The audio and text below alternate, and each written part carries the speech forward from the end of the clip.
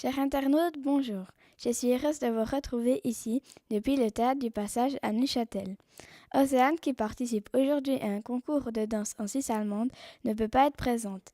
Mais comme je sais qu'elle rêve d'accueillir notre invitée, nous allons la rejoindre en duplex. Allô, Océane? Bonjour à toutes et à tous, c'est exact Alexiane. Comme dirait notre invitée, je me trouve chez les Bourbines, plus précisément à Grandschön, dans le canton de Solothurn. C'est un honneur pour nous d'accueillir Joseph Gorgoni, plus connu du public roman sous les traits de Marie-Thérèse Porchet née Berthollet, qui l'incarne depuis 20 ans cette année. Je ne vais pas faire plus long car dans quelques instants, je vais participer au championnat suisse de danse jazz. Je profite de l'antenne pour poser une question à notre invité. Joseph, il me semble avoir compris qu'avant de devenir Marie-Thérèse, vous faisiez de la danse. Quel genre de danse faisiez-vous et à quel niveau? En faites-vous toujours? Alors, bonjour à tous. Oui, j'étais danseur, c'est vrai, c'était mon premier métier. J'ai commencé par le jazz, en fait. J'ai tout fait à l'envers. J'ai commencé tard, j'avais 15 ans. J'ai commencé par le jazz et puis j'étais assez doué pour ça. Donc après, j'ai fait une formation classique qui est assez intense. C'était entre 6 et 8 heures de danse par jour. Et puis, je suis devenu professionnel assez vite. Et voilà. Ensuite, je suis parti faire des auditions. Et j'ai dansé à Paris, j'ai fait Katz, j'ai fait le Rocky Horror Show, beaucoup de cabarets. Et puis, voilà. Et je fais plus de danse, mais j'essaie de m'entretenir un peu, parce que tu verras, avec l'âge, on grossit facilement. Donc j'essaie de m'entretenir un peu pour pouvoir garder un petit peu de peps pour la scène. Mais je fais plus de cours de ballet, ça j'ai arrêté parce que j'en ai plus envie et plus besoin vraiment, mais je m'entretiens. Eh bien, merci Joseph d'avoir répondu à ma question. Mais de rien. J'espère que vous allez passer un bon moment avec Marie-Thérèse Porchet et Joseph Gorgoni. Et quant à moi, je vous retrouve dans le prochain reportage. À bientôt! Et bon courage pour le concours de danse chez les Bourbines. Joseph Gorgoni, vous êtes un peu dans l'ombre de votre personnage, Marie-Thérèse Porchet. Mais le public sait peu de choses de vous. Avez-vous toujours voulu être une femme? Non, j'ai jamais voulu être une femme, moi. C'est juste, ça s'est trouvé par hasard. Moi, j'aime bien, j'ai toujours aimé me déguiser. Mais comme je disais tout à l'heure, j'étais danseur, chanteur, danseur et un petit peu acteur. Et puis on a fait ça, on a créé Marie-Thérèse dans la revue à Genève. C'était juste pour un sketch, mais c'était pas. Moi, j'ai jamais. Chez moi, je me déguise pas en femme. Je me déguise pas, je suis pas en déshabillé vaporeux. Je me mets pas du rouge à lèvres avant d'aller dormir. C'est vraiment pour mon travail. Moi, j'ai pas cette envie-là. Non, non. Je comprends les gens qui ont envie de le faire, mais moi, c'est pas mon cas. Non, non. Moi, c'est juste pour jouer la comédie. C'est pas par plaisir. Comment vous est venue l'idée de créer Marie-Thérèse? Bah, comme je t'ai dit, ça c'était dans la revue à Genève. Il y a un spectacle qui s'appelle La Revue. Je pense qu'il y en a une aussi à Neuchâtel de temps en temps, ou au Locle, je sais pas qui, avec chez Barbouza.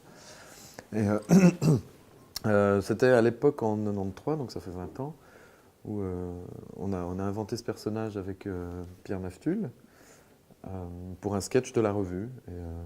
Et on pensait pas que ça durerait aussi longtemps. C'était juste pour un sketch, puis ça a eu un succès fou. Après, il y a la télé qui nous a contactés, tout ça. Puis Marie-Thérèse, après, on lui a inventé un monde. Mais au départ, c'était juste pour un sketch. Voilà, c'est venu un peu par hasard, tout ça. Pourquoi avoir appelé votre personnage Marie-Thérèse née Berthollet? Alors, Marie-Thérèse, au départ, c'était Marie-Thérèse Pogène et Berthollet, puis après, on a changé Porchet. C'est parce que le premier sketch, c'était quand le 111, donc c'était les renseignements téléphoniques à l'époque, nous ne connaissez pas ça, qui est devenu maintenant, je ne sais plus, 18-11 ou 11-18, bref. À l'époque, le 111 passait à 2 francs la minute. Donc, quand les gens téléphonaient, il fallait, dans le sketch de la revue, Marie-Thérèse était la chef des téléphonistes et il fallait qu'elle fasse durer la conversation le plus longtemps possible pour faire gagner de l'argent à Swisscom. Donc on a trouvé un nom long. J'ai renseignement Marie-Thérèse Porchet, née Berthollet. Vous désirez, c'était pour que ce soit long. Mais encore une fois, c'était un hasard total, quoi. On n'est pas. Il fallait que ce soit des noms très suisse romans, quoi. Porchet, Berthollet. Voilà. Lorsque vous rentrez dans la peau de Marie-Thérèse, la voix de Joseph Gorgoni disparaît. Avez-vous fait un cours de chant pour faire un tel exploit? Non, alors ça, j'ai de la chance. J'ai toujours chanté. Moi, c'est ce que je voulais faire. Moi, je voulais être chanteur. J'ai été danseur et maintenant, je mets des robes. Tu vois. Comme quoi, on ne sait jamais ce qui peut nous arriver. Donc, non, j'ai jamais appris à chanter. Moi, j'ai toujours chanté naturellement. J'ai la chance d'avoir cette voix naturel. Bon, je travaille, je fais des vocalises, je me chauffe un peu la voix. Là, par exemple, tu vois, je suis en fin de semaine, j'ai joué toute la semaine ici. Donc j'ai la voix un petit peu fatiguée, parce que forcément, avec l'âge, on se fatigue plus vite. Mais non, mais la voix, elle est là. Elle est là, elle sort, tu vois, ça sort assez naturellement. Cela fait maintenant 20 ans que vous interprétez ce rôle. Vous arrive-t-il d'en avoir marre? Non, alors j'en ai jamais eu marre parce que c'est... comment dire? À chaque fois qu'on fait des spectacles, déjà on fait chaque fois des nouveaux spectacles, c'est jamais les mêmes. Et puis surtout ça fonctionne bien, ça marche, il y a du monde, donc on a un retour qui est très positif. Donc non, moi j'en ai pas marre. Mais c'est une question, c'est marrant, parce que c'est une question qu'on m'a posée, qu'on me pose depuis 20 ans. Quand j'ai fait le premier spectacle de Marie-Thérèse, les journalistes à la fin me disaient mais est-ce que vous en avez pas marre de faire ça alors que je venais de commencer? C'est très bizarre parce que je trouve normal qu'on me pose la question et en même temps je fais tout ce que j'aime et ça marche. Donc c'est pas possible d'en avoir marre. Vous n'êtes pas seul responsable du succès de Marie-Thérèse. Il y a Pierre Naftul qui travaille énormément dans l'ombre. Quel est son rôle? Ah bah Pierre il fait tout ce que je sais pas faire et vice versa. C'est-à-dire que Pierre il est déjà il participe vraiment beaucoup à l'écriture du spectacle. C'est-à-dire que Pierre il sait écrire, moi je sais pas le faire. Enfin je sais écrire mais je veux dire, moi je dis des trucs mais Pierre c'est vrai qu'il a une manière de mettre les mots là où il faut pour que ce soit bien. Il fait tout le côté production, c'est-à-dire réserver les théâtres, tout ce que voilà, tout ce qui est un peu désagréable à faire, l'argent, tous ces trucs-là, c'est lui qui s'occupe. Moi, j'arrive, je fais mon spectacle et voilà. Mais il est très important, Pierre, même si on le voit jamais, enfin rarement. Je dis toujours, moi je suis Marie et lui c'est Thérèse. Parce que sans Pierre Naftul, on ferait pas tout. Je ferais peut-être d'autres choses, mais en tout cas pas comme ça. Comment vous êtes-vous rencontrés? Par audition, il m'a auditionné, Pierre Naftul.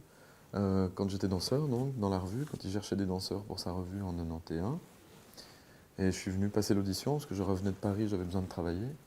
J'ai fait l'audition, il m'a engagé, voilà, on s'est rencontrés comme ça. Comment se déroule la préparation d'un spectacle tel que celui que vous présentez cette semaine ici au Théâtre du Passage à Neuchâtel? C'est-à-dire qu'on se voit avec Pierre, on se fixe des horaires, on se dit, voilà, bon là on avait le thème des 20 ans, on dit, bon, qu'est-ce qu'on va raconter? Donc on se met à table, et puis on dit des bêtises, on les écrit, voilà, c'est beaucoup de travail. En général, parce que Pierre, il compte un peu tout, il aime bien faire des statistiques, des choses comme ça. Donc en général, on dit qu'on compte à peu près 3 à 4 heures pour 1 minute de spectacle effectif. C'est-à-dire qu'il y a des jours où on a beaucoup d'idées, d'autres on en a moins. Mais c'est beaucoup de travail pour arriver à faire rire les gens quand même. On croit que c'est facile, mais c'est difficile. Une fois que le spectacle est sur papier, combien de temps mettez-vous pour l'apprendre? Alors là, j'ai de la chance, j'ai une bonne mémoire, j'apprends très vite. Et puis après, à partir du moment où on est sur scène puis qu'on répète, quand on dit les mots à certains endroits, on s'en souvient plus vite parce qu'on a les mouvements qui viennent avec. Et puis c'est vrai que bon voilà, moi j'ai de la chance, j'apprends très vite. Ça a toujours été comme ça quand je dansais aussi.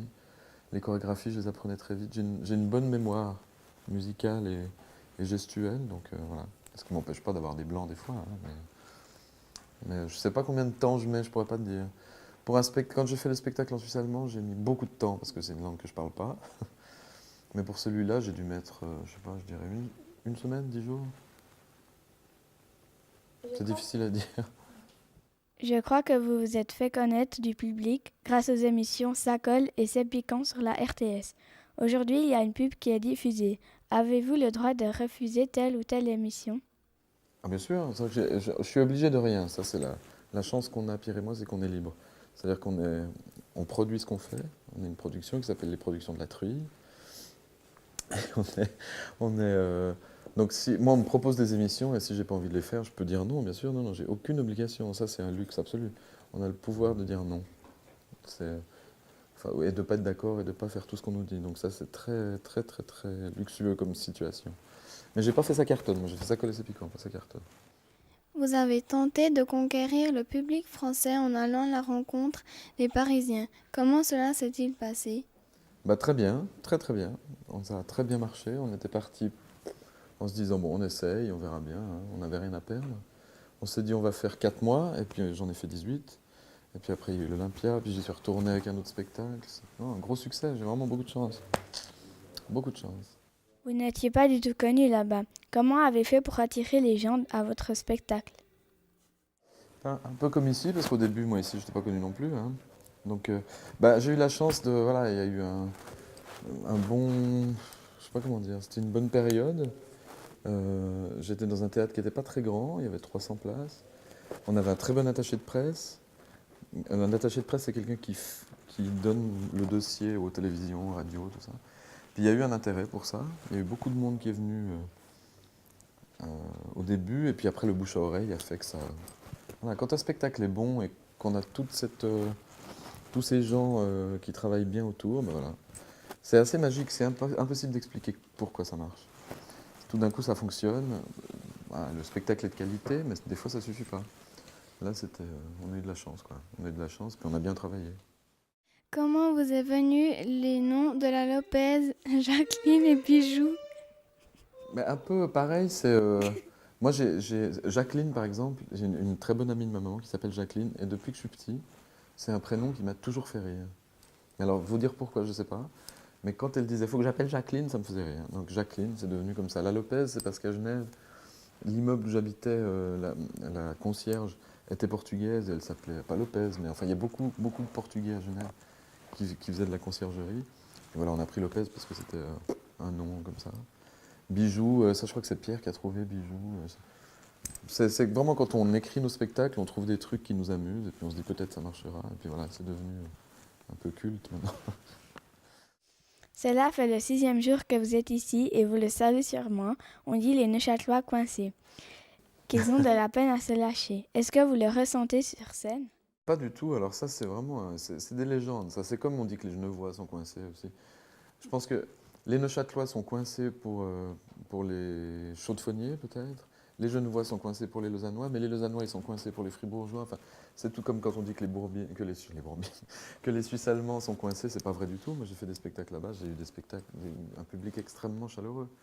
Alors après c'est vrai que quand on est dans des très grandes villes, les gens sont peut-être un petit peu plus retenus.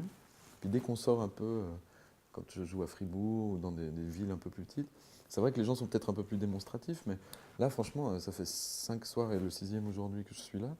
Les gens ils hurlent de rire, ils se lèvent à la fin. Enfin c'est, non franchement on est toujours le coincé de quelqu'un, mais je crois que voilà non ils se lâchent bien, hein, vraiment, ça marche bien.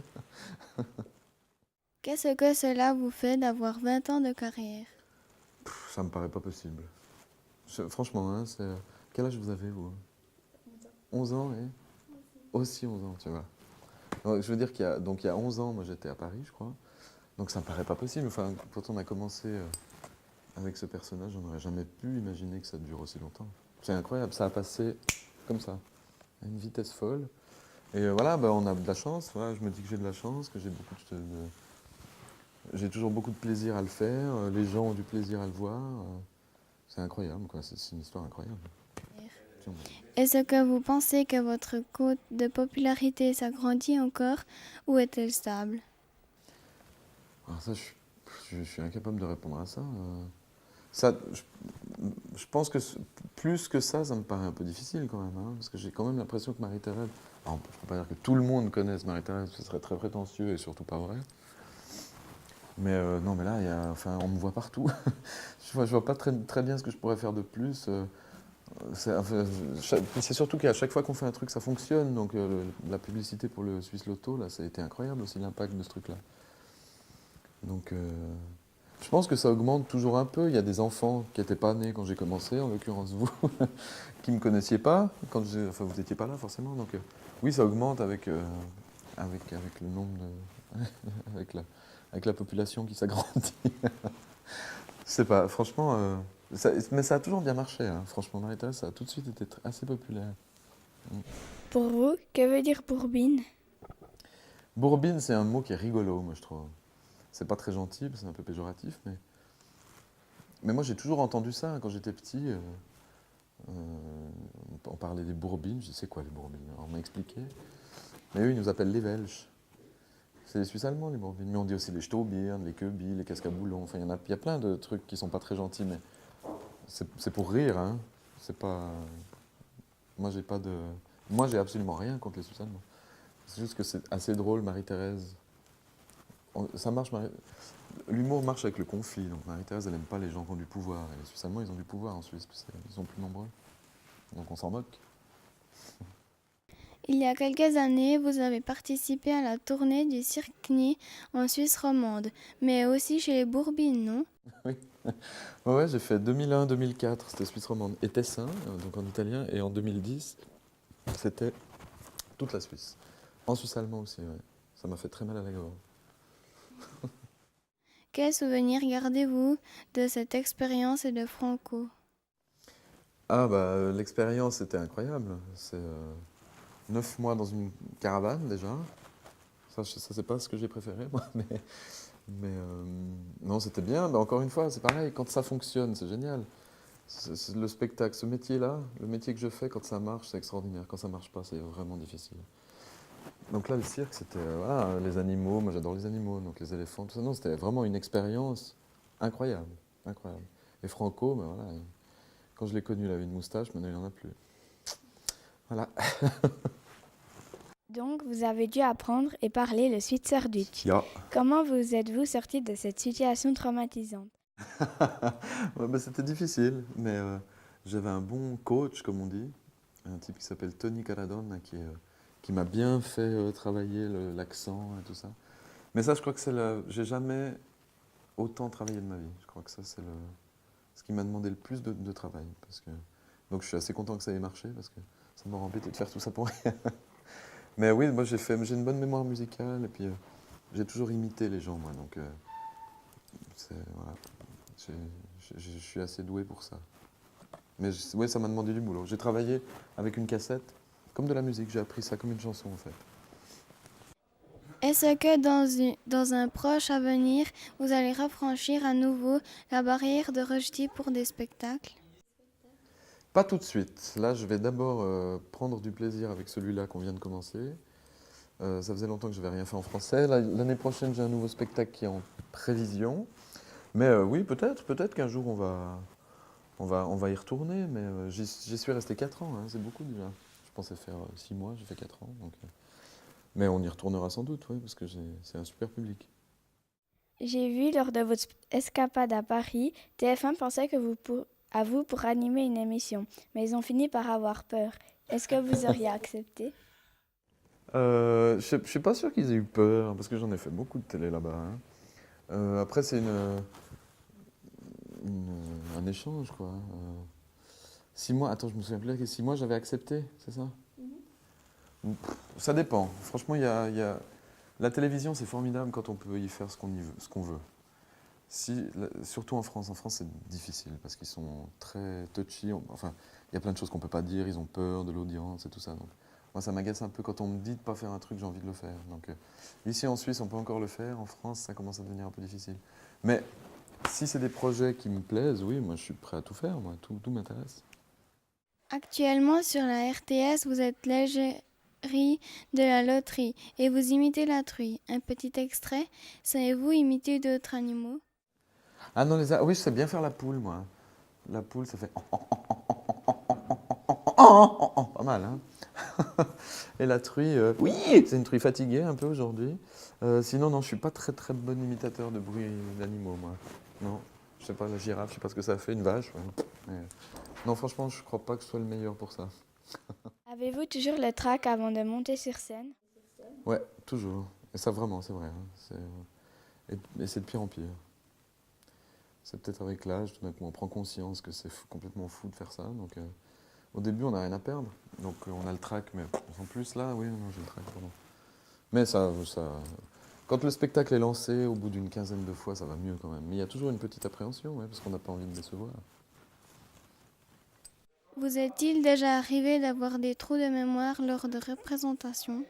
Alors, ça m'est arrivé, mais pas souvent, heureusement. Mais ça m'est arrivé, oui. Mais vraiment, ça a dû m'arriver peut-être 4-5 fois. Pas plus. Mais ça, c'est affreux. Hein. Moi, je souhaite à personne. Il y a 500 personnes en face qui sont comme ça. Tout d'un coup, on fait « Ah, tu sais plus ce que je dis ?» Puis qui rient parce qu'ils pensent que c'est prévu. C'est horrible. Ça, vraiment. Est-ce qu'il y a de l'improvisation dans votre spectacle? Assez peu. Non, en général, moi, tout est écrit vraiment à la virgule. À la fin, quand le spectacle est fini, que je salue, des fois là, je dis des bêtises qui sont un peu improvisées. Mais non, moi je suis pas très très bon improvisateur. J'aime bien quand c'est réglé, parce que quand les choses fonctionnent, il n'y a pas de raison de les changer. Donc, mais ça arrive, ça peut arriver bien sûr, mais pas beaucoup. Notre web TV traite d'écologie et donc nous sommes particulièrement concernés par la récente introduction de la taxe au sac. Est-ce que la Lopez du 5e trie ses déchets? Ça fait longtemps qu'elle a la taxe au sac. Elle a mis son mari à contribution. Euh, La Lopez, oui, je pense que la Lopez, elle est tout à fait. Elle fait les choses correctement. C'est Marie-Thérèse qui fait tout le travers. Elle serait encore capable d'aller acheter des sacs Migros exprès pour embêter la Lopez, bien sûr. En remettant la faute sur elle. Pensez-vous que les centrales nucléaires suisses sont moins sûres parce qu'elles sont toutes chez les Bourbines? Non, alors justement au contraire, je pense qu'elles sont beaucoup plus sûres parce qu'eux, ils sont très très. Alors, ils respectent les règles et tout ça. Hein. Non, mais je pense que le nucléaire, de toute façon, c'est dangereux partout. Que ce soit à Genève ou à Zurich, c'est dangereux. Mais il faudrait qu'on trouve autre chose parce que ça nous rend bien service quand même. Merci Joseph Gorgoni de nous avoir accordé cette interview exclusive. Beau spectacle pour ce soir et plein de succès pour la suite de la tournée. Eh ben merci, c'est gentil. Merci à vous de m'avoir posé toutes ces questions. Et puis voilà, moi, il faut que j'aille me maquiller. Il y a du boulot, hein, tu as vu? Il y a du travail. Il faut que je me chauffe la voix, que je mette mes robes. Et en voiture Simone. Merci alors, à bientôt. La Lopez qui essaie de nous faire croire qu'à l'époque, elle était deuxième dauphine de Miss Porto. Si c'est pas malheureux, commencer deuxième dauphine et finir première baleine. Et je ne vous parle pas de son fils, hein, le fils Lopez. Soleil. Quand je pense que j'ai reçu des lettres qui m'accusaient de me moquer des handicapés, alors que c'est vous qui riez. Moi, ça ne me fait pas rire du tout. Vous voyez comment vous êtes? Vous voyez? En plus, j'ai dit handicapé, ça non plus, on n'a plus le droit. Non, maintenant, on doit dire personne à mobilité réduite. Non, mais c'est terrible, hein, le politiquement correct. Alors, les aveugles, c'est des non-voyants. Les sourds, c'est des malentendants. Et les nains, c'est des personnes à la verticalité contrariée. Non, mais où va-t-on? Où va-t-on? J'espère que vous avez autant de plaisir que nous de rencontrer Joseph Gorgoni. Et si vous ne l'avez pas vu en spectacle à Neuchâtel, vous pouvez en profiter jusqu'au mois de mai à Monteil, Genève, Fribourg et Mézières et Gland. À bientôt pour de nouvelles aventures.